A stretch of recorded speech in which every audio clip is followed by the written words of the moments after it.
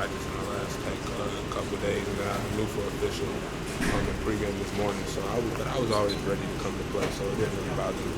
You seem like you've kind of, last couple of games especially, you kind of found your niche, your role, your comfort zone. Am I accurate in that? I think you're accurate. At the beginning of the season, I was coming back, so I was trying to get into the flow of the game more. Now that I've gotten into it and I know my role and what I'm supposed to really be doing and what I'm trying to get accomplished on the floor, I think it's really helped me out a lot. How much did that concussion put you back, you think? I wouldn't call it. I think from a standpoint of conditioning, I felt like it helped me. I'm coming back. I was running like a horse. I wasn't getting tired. I'm in the greatest shape I've ever been in. As today, I played, I think, 37 minutes, and I wasn't tired. Yeah.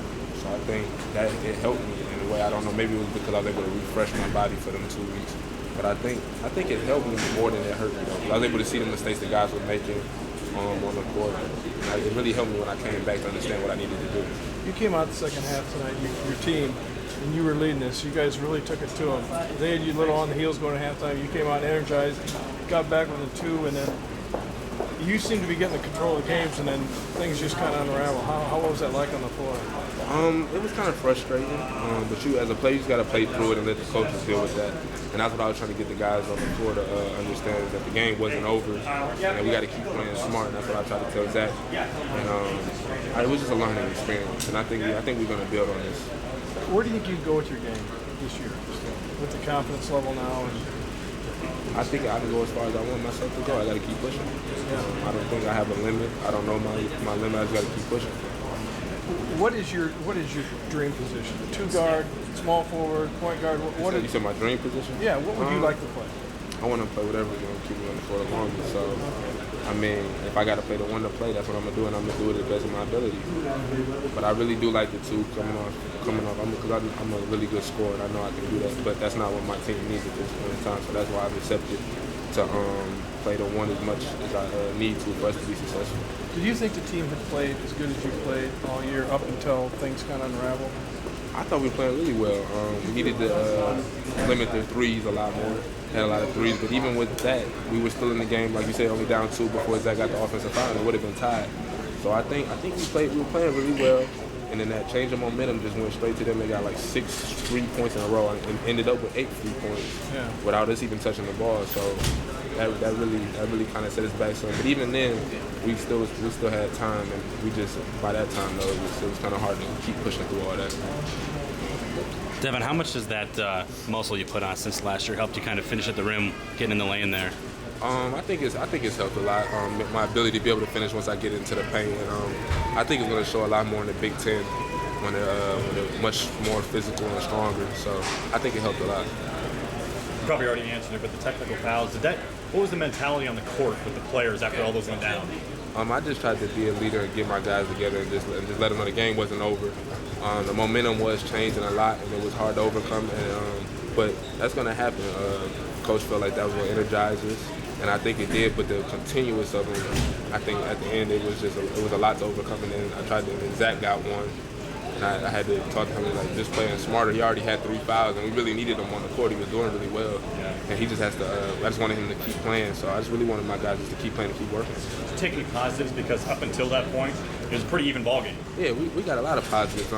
We defended really well. Other than them they made more threes than we would have liked, but we defended. We out rebounded them, and offensively, it was spurts where they couldn't stop us, but we stopped ourselves when we started becoming more stagnant. And coaches were trying to get us to move in our motion offense and running some sets, and the sets were working too. But I mean, momentum switched, and then it was just all downhill after that. What do you think you guys have to do right now as far as on the perimeter defense? It seems to be lacking right now in your guys' game. What can you guys do to step it up and just start shutting down these guys on the perimeter? I think it's more of the ball screen defense. I wouldn't say it's their guys just breaking us down and then doing it all by themselves. I think one-on-one wise we're doing really good, but it's the ball screen that we're having trouble with. We're going to get that fixed this week in practice and get that buttoned up, so we should be all right. Is that something with the help defense everybody's having problems? Is it talking? Is it communication? What seems to be the problem there with that? We played a lot of teams that are really good at spreading you out and shooting threes. So they'd rather shoot a 3 than shoot a 2, and that's where it spreads the floor out. You got guards trying to help the big man while he's rolling so he don't give up a layup. But at the same time, you got a person that can shoot the three really well in the corner that's only 1 or 2 passes away or a skip pass. So that's what makes it so hard for teams like that to guard like Creighton and Brown and teams like Iowa, Northern Iowa that can really shoot the three ball well and they spread you out. So I mean that's just tough to cover, but we still got to fight through it.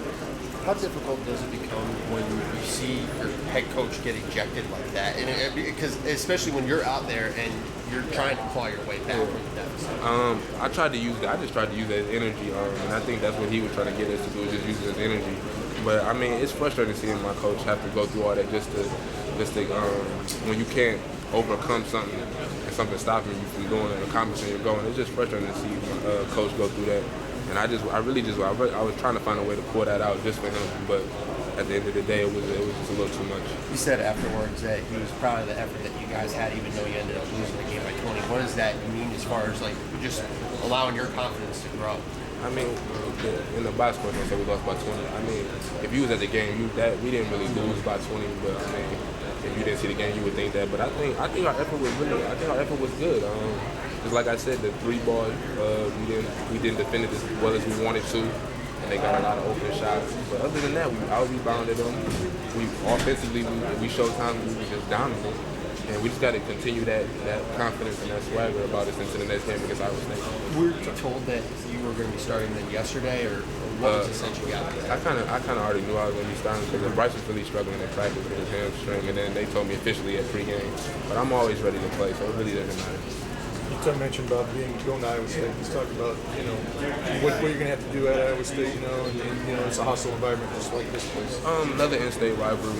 The crowd's going to be really high, so the environment's going to be really high. And I mean, we just got to come in the same way we came into this game. We got to jump on them.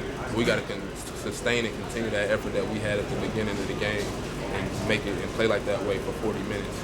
And that's what's going to be the struggle. Is trying to play like that for 40 minutes, but we got to find a way to do it.